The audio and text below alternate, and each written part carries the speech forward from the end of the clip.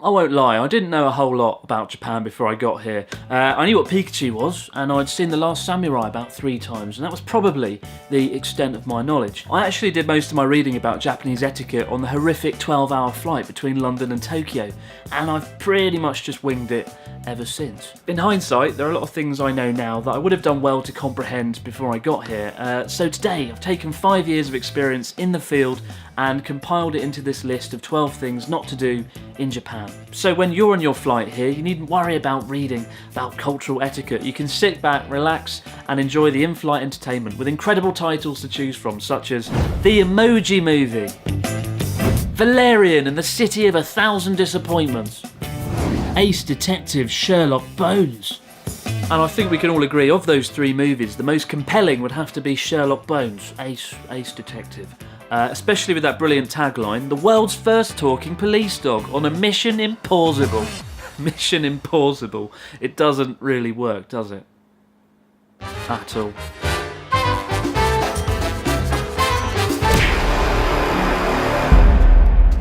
So walking down the street whilst eating and drinking isn't illegal. You're not going to get shouted at and you're not going to get arrested by Ace Detective Sherlock Bones. But what you will get is the stare of disapproval. A lot of people don't know this one until you get here and never see anyone doing it. What you'll find is if someone wants to eat or drink something quickly outside, they'll buy at the convenience store and then eat it or drink it out the front. Same with vending machines. If they buy something from the vending machine, they'll drink it there and then next to the vending machine. The main reason is people are very conscious about keeping the streets clean here, and you don't want to ruin someone else's day by having them walk through your spilt coffee. That said, all you need to do to avoid the stare of disapproval is just stop and eat and drink whatever it is there and then. Maybe it's on a bench, maybe you're just standing at the side of the road, whatever. Just don't walk whilst eating and drinking and you'll be alright.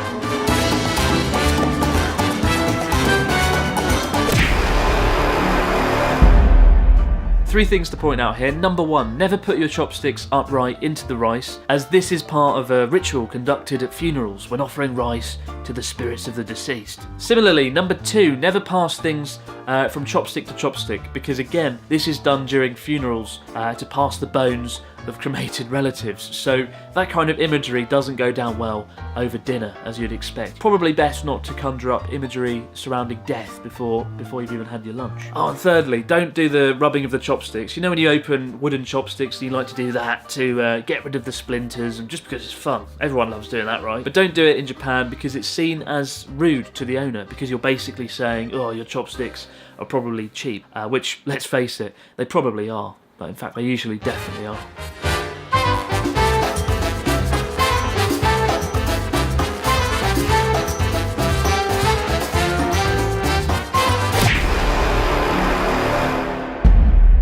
Probably the greatest thing about Japan ever, and the reason that I eat out several times a week, just because I save 20% automatically. In Japan, it's believed that customer service should always be exceptional, with staff giving 120% every time. 120%? 110%? 120% would be ridiculous. But it's not necessarily rude to tip someone, it just creates this awkward situation where the staff would feel like you're assessing their performance and they could potentially lose face. So you might think you're being nice by giving someone a tip, but you're not. You're just creating an uncomfortable situation for the worker, and they'll probably just reject your tip outright.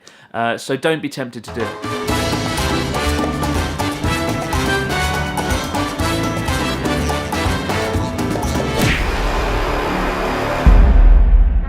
There's a real emphasis on being mindful when you're using public transport in Japan that's often completely absent in many countries. Numerous of the times that I've been riding a train in the UK and someone nearby has been screaming at their partner down the phone, and I felt like I was part of the argument, like some kind of unpleasant 4D experience. But given Japan's density, it's especially important to be mindful when you're stuffed in a train alongside fellow commuters, many of whom are sleeping as well. With that in mind, don't ever talk on your phone on the train. That's a massive, no thing to do here. And even talking loudly is looked down upon. If you're on a local train or a subway train and you get a phone call, just ignore it until you get off. And if you're on a bullet train, you can go to the little compartment in between the carriages and take your call there.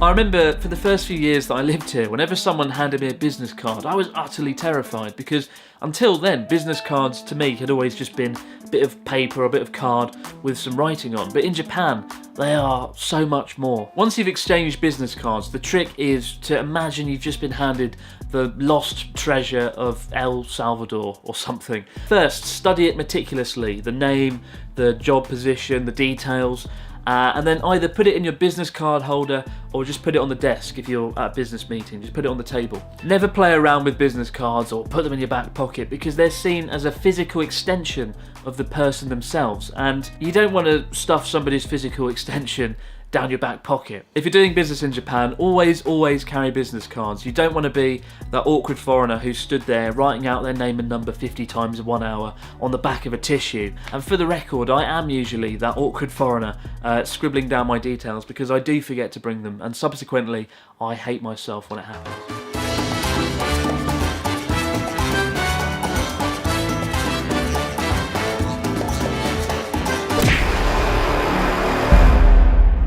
If you've got a runny nose, standard procedure here is just to keep sniffing, or just to find a toilet or a broom cupboard to hide in. Blowing noses in public is pretty rude. Interestingly though, handkerchiefs are pretty popular here. Not in the way you would think though. People use them to wipe sweat off in the hot summer weather, or even more commonly to dry their hands in public toilets. Because surprisingly, many public toilets in Japan don't have any hand drying facilities, despite having space-age toilets that reside in the same room. It's quite a weird contrast that I don't quite understand.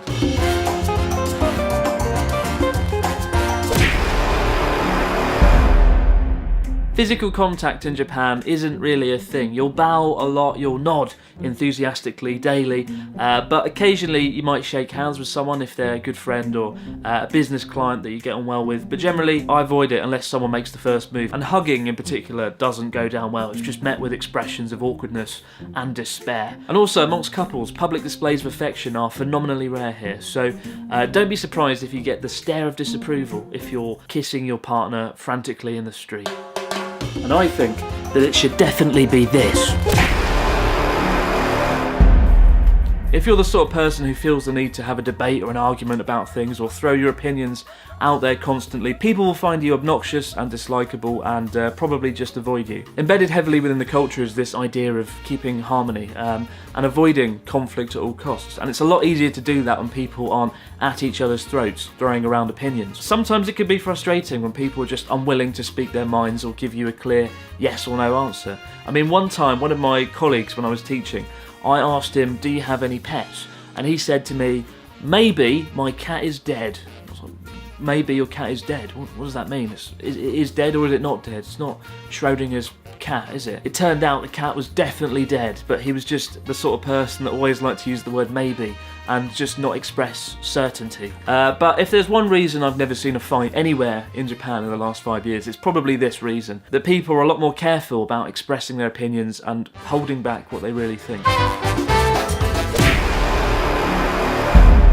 Yeah, I couldn't be bothered to film that one. Everyone seems to know this one already anyway. When visiting someone's house or entering a public building like a school or going to a hot spring, you take off your shoes and switch to slippers before you go in. The easiest way of knowing if you have to change your shoes is there'll be a change in elevation in the floor. So when you go in, there'll be a little stair, and that's when you know. This is the one thing on the list where failing to stick to the rules will have noticeable results. A few years ago, a friend and I visited a public bathhouse in Kyoto, and we went in, and you're supposed to take your shoes off. For some reason he didn't. I don't know why. I don't think he noticed or saw. There was a little old woman sitting behind the entrance counter where you kind of pay, and when we walked in, she saw that he still had his shoes on, and she shot up with terrifying energy and ran over and grabbed him and took him to the front and was like, get your shoes off, get your shoes off. And that image has stayed burnt into my mind. This quiet little old woman suddenly becoming so alive and animated by this terrible event. And ever since then, I've never forgotten to take my shoes off when entering a building.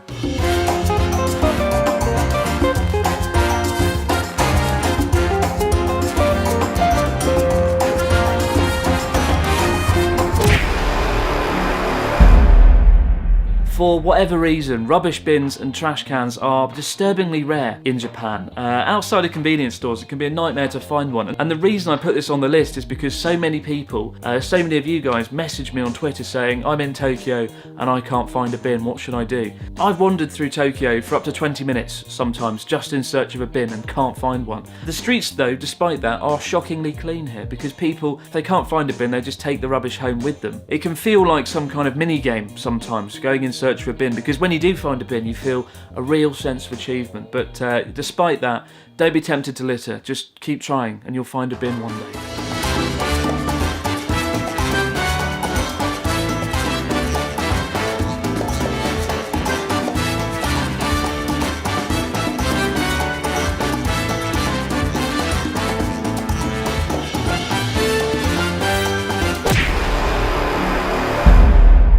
Seems like a fairly obvious addition to the list, and yet in the UK we just cross the street whenever the hell we want, whenever there's an opening in traffic, as opposed to waiting for the green light, same as many countries. In Japan, however, people do not cross the road on a red light. It's incredibly rare, and it's one of the greatest ways of seeing this sense of order and obedience to the law that exists in Japan. If you stand at a roadside in Japan and there's no cars coming, you can't see any cars whatsoever, people still will not cross the road until it goes green. Over the years of the many friends I've had come to visit me here, this is the thing that shocks them the most. The idea of not crossing the street when there's no visible cars there. The idea of abiding by a rule that doesn't seem necessary. And yet for me personally, the main reason I abide by it is after a few years of being here, you don't want to stand out. You don't want to be this stereotypical rule-breaking foreigner. And as well as that, you don't want to run the risk of getting caught out by the police. So those are two things worth taking into consideration before you dash across the seemingly empty road. And the last one, don't worry about not knowing anything about Japanese etiquette when you come to Japan.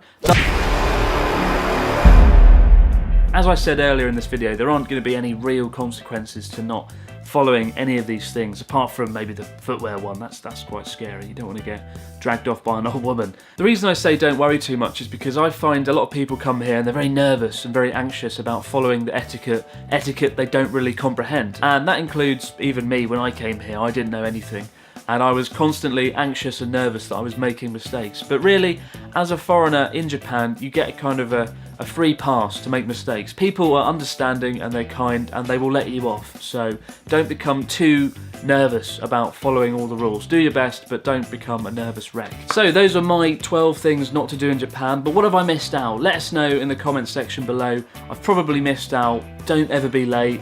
And don't enter a bath or a hot spring without having a shower first. Those are probably the other two key ones that I've missed out. And now they're on the list. So this is actually 14 things not to do in Japan. So bonus stuff there. It's Christmas, so you get extra content. Happy Christmas. So is this Christmas? Very happy you don't. You and never did one, but of the area.